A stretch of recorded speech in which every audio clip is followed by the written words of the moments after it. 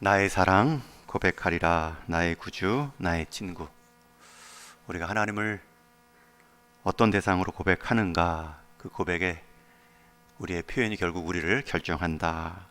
나의 구주는 우리가 구원받은 자라는 뜻이고, 나의 친구는 또 나와 함께 섬세하게 친근하게 늘 동행해 주시고 위로해 주시는 분이다 라는 것을 경험할 수 있는 약속입니다. 이 아침 여러분들 잘 나오셨고요. 이 새봄의 기운과 함께 기도의 영적인 새벽도 깨우시어 여러분의 최고의 한날, 또 최선의 계절을 맞이할 수 있는 은혜가 있기를 주님의 이름으로 축원합니다.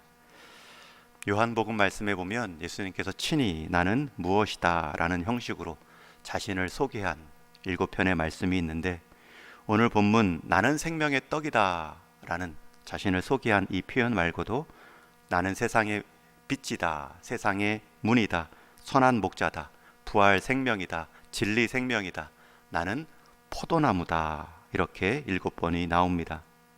그중 오늘은 생명의 떡이다 라는 말씀의 본문인데요, 이 생명의 떡이다 라고 소개하신 이유, 배경이 있습니다.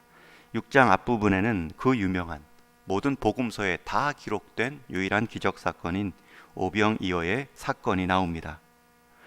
예수님의 말씀을 듣기 위해 모인 5,000명, 남성만 5,000명, 여성과 아이를 합하면 10,000명이 넘을 그 많은 사람들을 한 소년이 제공한 떡 5개와 물고기 2마리로 모두 배부름을 경험케 할 뿐만 아니라 12광주리를 남게 하는 기적 사건을 보았습니다. 그러자 사람들이 예수님을 왕으로 세우려 합니다. 이전에 하나님의 말씀, 하나님 나라의 복음을 들을 때에는 예수님을 왕으로 삼으며 그 말씀 안에 우리가 통치를 받겠습니다, 세우려 하지 않았지만, 예수님께서 자신들의 배를 채우자 그 예수님을 자신들의 임금 삼으려 많은 사람들이 모여들기 시작합니다. 그것은 오늘날도 우리가 예수님을 따르는 중요한 이유가 되죠. 많은 사람들이 예수님께 나오는 첫 번째 이유가 될 것입니다. 즉, 육신의 배부름 때문에, 뭔가 육신의 변화가 있기 때문에 예수님을 믿고 찾는다는 것입니다. 그러자 그런 모습을 본 예수님은 군중들의 요구를 뒤로 하시고 홀로 군중들과 자신을 분리시키며 산으로 떠나십니다. 그리고 나서 이제 그 전날 오병이어의 기적을 행하신 후에 그 다음 날이 되었을 때 여전히 그 소문은 유대 지역 가버나움까지 퍼졌고, 가버나움 지역에서도 예수님을 만나고자 수많은 사람들이 모였습니다. 심지어 배를 타고 가버나움까지 쫓아왔다 성경은 기록합니다. 여전히 그들의 쫓는 모습, 열심은 변함이 없지만 그 목적은 이전 전날의 모습들과 바뀌지 않았습니다. 그러자 그렇게 모인 자들을 향해 예수님이 말씀하시지요. 너희가 나를 찾는 것은 떡을 먹고 배불렀기 때문이다. 너희는 썩을 양식을 위하지 말고 썩지 않을 양식, 영생하도록 있는 양식을 위하여 일하라.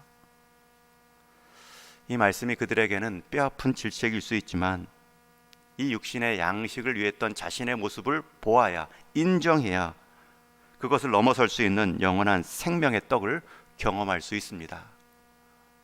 우리가 주님을 믿는 것, 육신의 약함, 육신의 필요를 가지고 시작했지만, 우리 주님은 영생하는 떡을 주실 수 있는 분인데, 내가 육신의 필요만을 가지고 예수님 대하지 않게 해 주십시오, 제가 잘못 예수님을 찾았습니다, 그것을 인정해야 우리는 영원한 생명의 떡, 우리 주님의 오신 그 바른 목적, 그 풍성한 은혜에 눈을 돌릴 수 있기 때문입니다. 썩을 양식이라는 표현은 잠시 있을 양식이라는 뜻입니다. 아무리 먹어도 살찌워도 결국은 이 땅에서 사라질 양식이라는 뜻입니다. 나는 너희에게 그런 정도의 존재가 아니고 그것 주기 위해 이 땅에 온 것이 아니라는 말씀입니다. 그 정도 육신의 배부름을 위한 떡이라면 나는 필요 없이 너희 인생 잘 먹고 잘 살기 위해 너희의 수고만으로도 가능하다. 그러나 예수님은 사람의 생명을 그저 썩을 양식과 함께 사라지는 인생으로 보지 않으셨습니다. 이런 질책성 예수님의 말씀을 들은 백성들이, 군중들이 다시 묻습니다. 그러면 우리가 그 영생하도록 있는 떡을 얻기 위해 어떻게 하나님을 일을 하면 되겠습니까? 그 하나님의 일은 무엇입니까? 이 질문에 예수님의 대답이 29절 말씀인데 중요한 말씀이기에 한번 같이 한 목소리로 읽습니다.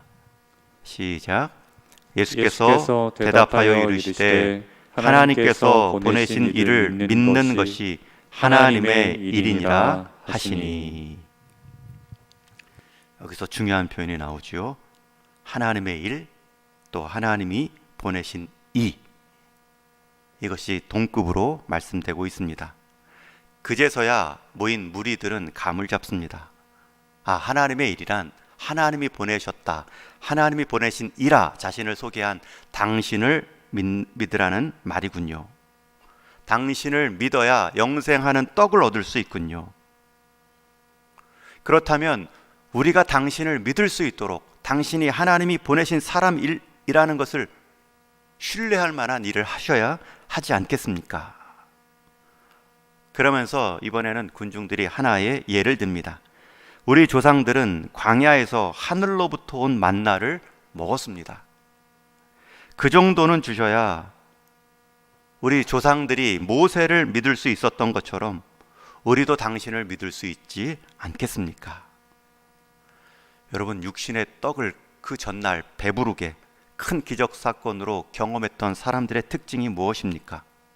만족이 없습니다. 그 큰 기적을 보고 나서도 더 큰 기적과 자신들이 경험한 것들을 비교하죠. 여러분, 육신의 떡 특징이 무엇입니까? 배부름이 있지만 만족은 없습니다. 다른 사람의 더 큰 떡이 보입니다. 어제 먹지 못한 그 한 떡이 아직도 아깝습니다. 그런 사람들이 우리의 모습이죠.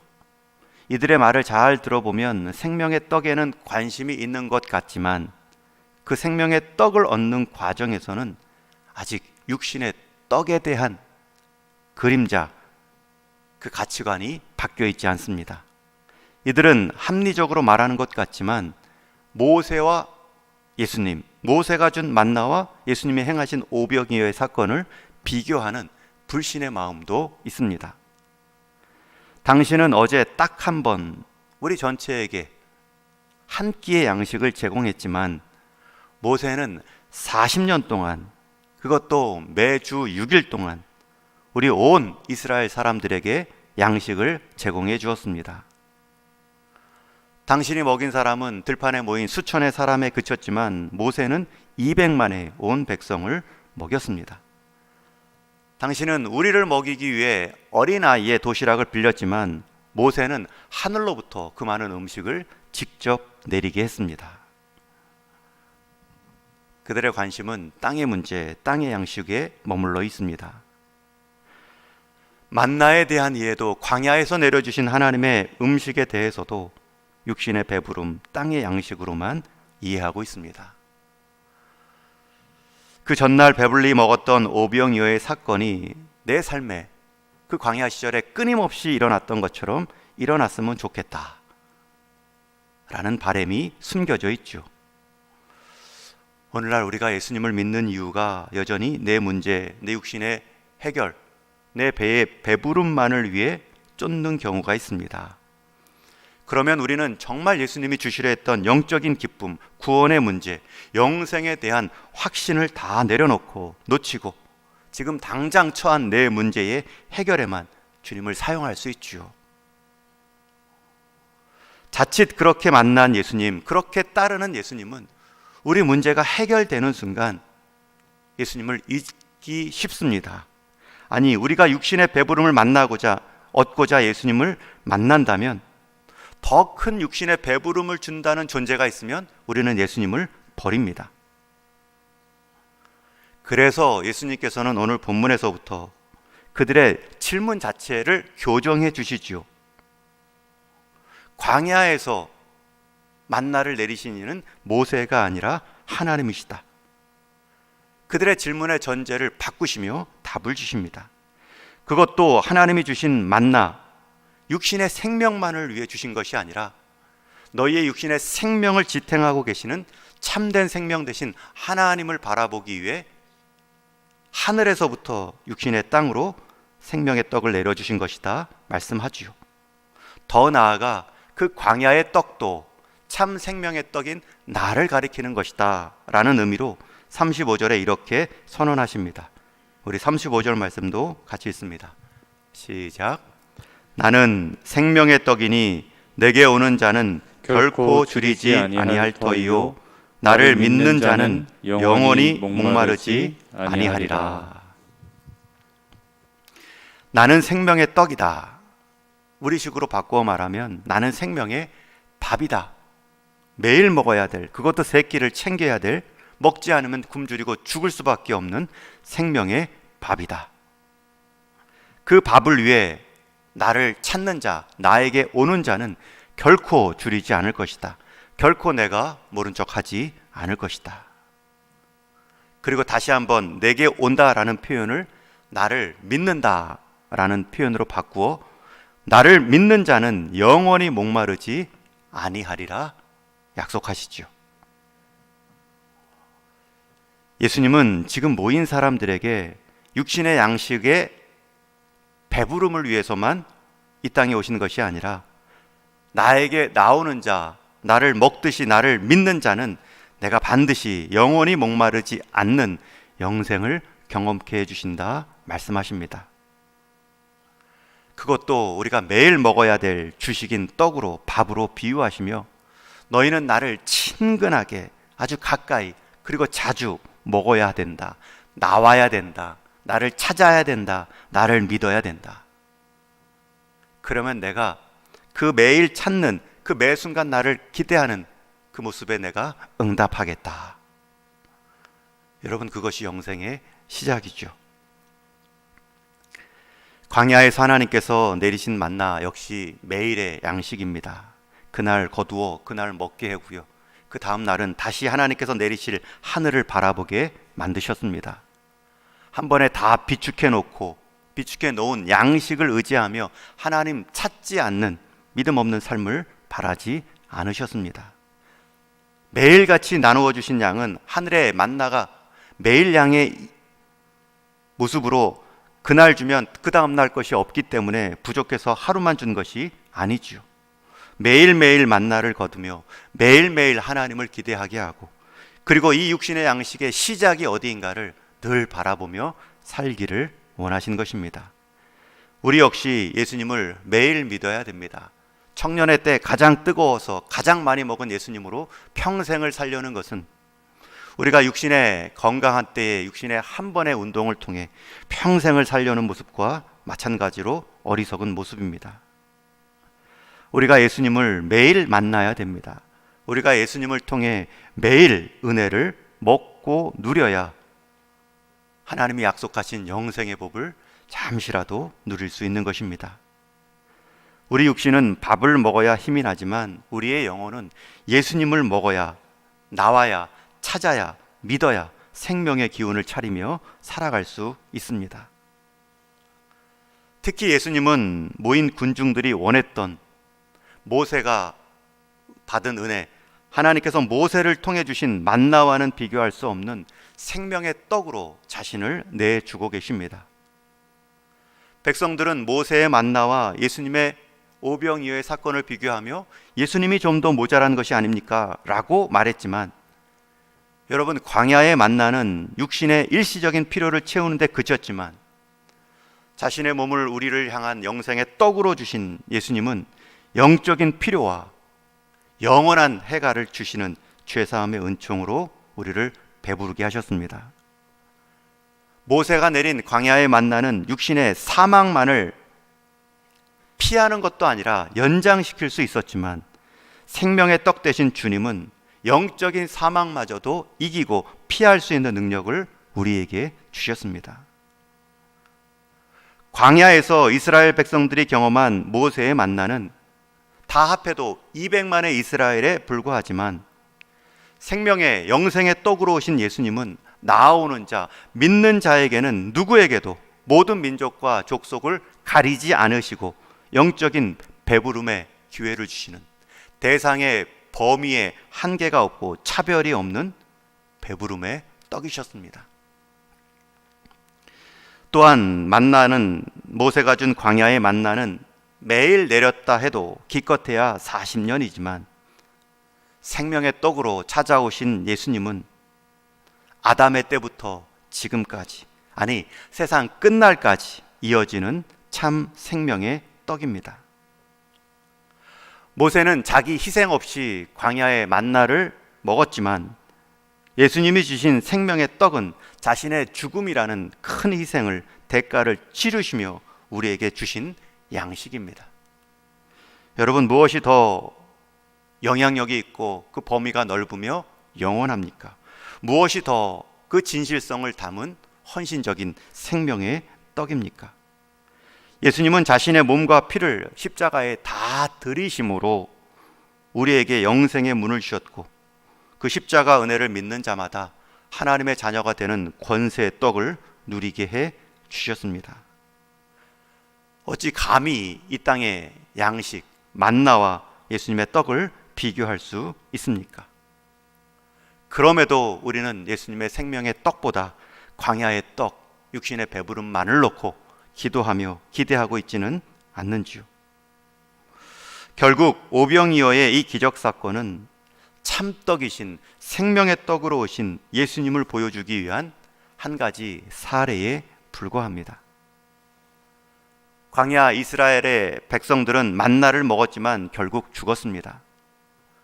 예수님을 쫓아온 이 들판의 사람들 역시 오병이어의 배부름은 경험했지만 죽을 인생이고 예수님을 믿지 못하는 삶도 있었습니다.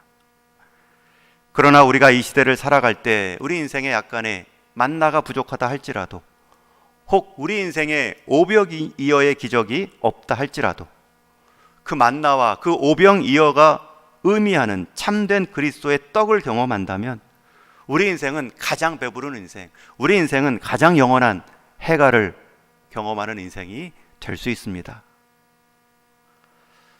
여러분, 우리의 궁극적인 양식은 세상에서 얻어지는 양식이 아닙니다. 그 세상 양식을 통해 궁극적인 양식을 사야 됩니다. 우리는 썩어진 양식을 위해 부름받은 인생도 아닙니다. 그 썩을 양식을 위해 우리의 시간, 재물을 들이며 일할 것이 아니라 달란트로, 은사로 주신 그 양식들을 통하여서 영생하도록 있는 그 양식을 얻도록, 그 양식을 나누도록, 소개하도록 부름받은 인생입니다. 오늘도 우리는 예수님을 먹고 마실 수 있습니다. 자신을 참된 음료요, 양식으로 제공하신 그분, 그 예수님을 믿는다는 것은 예수님께 나온다는 말이고 예수님을 믿는다는 말입니다. 우리 사람의 교제도 식탁의 교제가 가장 친근하다 하는데, 예수님은 식탁의 교제 정도로 우리를 초대하는 것이 아니라 나를 좀 먹어라, 나를 좀 마셔라. 우리가 주님의 몸 될 수 있도록 주님이 친히 우리의 몸 되는 것처럼 친근함으로 우리를 불러 주십니다. 여러분, 이제 새봄, 새 계절을 맞이했습니다. 세 달의 은혜가 있고 이 세 달의 새로운 결심의 기회가 있죠. 어떤 은혜를 구하시고 어떤 결심으로 세 달을 맞이하시겠습니까? 이문재 시인이 쓴 봄날이라는 제목의 시 한 편을 소개하고 말씀을 맺습니다. 대학 본관 앞 부항 좌회전하던 철가방이 급 브레이크를 밟는다. 저런 오토바이가 넘어질 뻔했다. 청년은 휴대전화를 꺼내더니 막 벙글기 시작한 목련꽃을 찍는다. 이문재 시인이 쓴 봄날이라는 제목의 시의 전편입니다. 다시 한번 소개합니다. 대학 본관 앞 부항 좌회전하던 철가방이 급 브레이크를 밟는다. 저런 오토바이가 넘어질 뻔했다.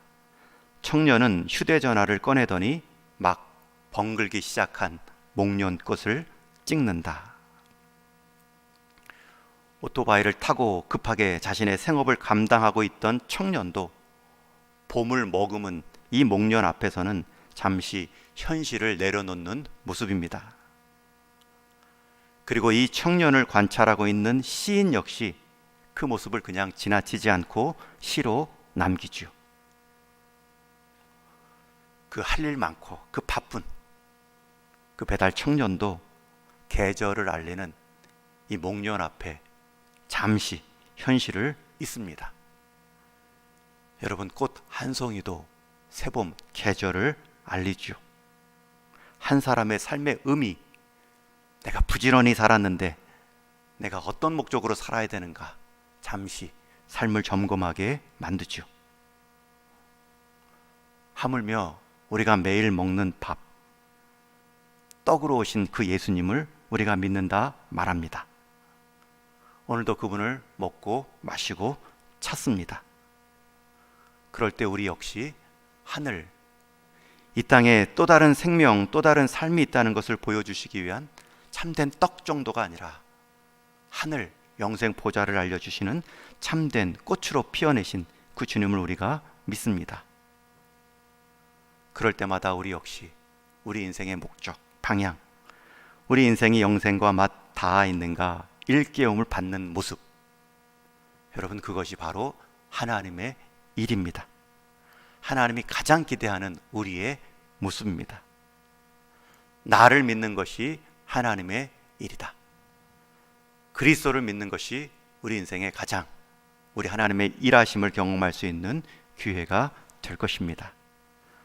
한 송이 목련도 한 청년을 깨웠는데 우리 인생 영혼의 계절을 새롭게 깨우실 우리 주님이 이 땅 가운데 나를 먹으라, 나를 만나라, 나에게 나아오라, 나를 믿으라, 그리고 하나님의 일을 경험케 해주시겠다, 하나님이 가장 큰 일의 주인공으로 삼으시겠다 말씀하십니다.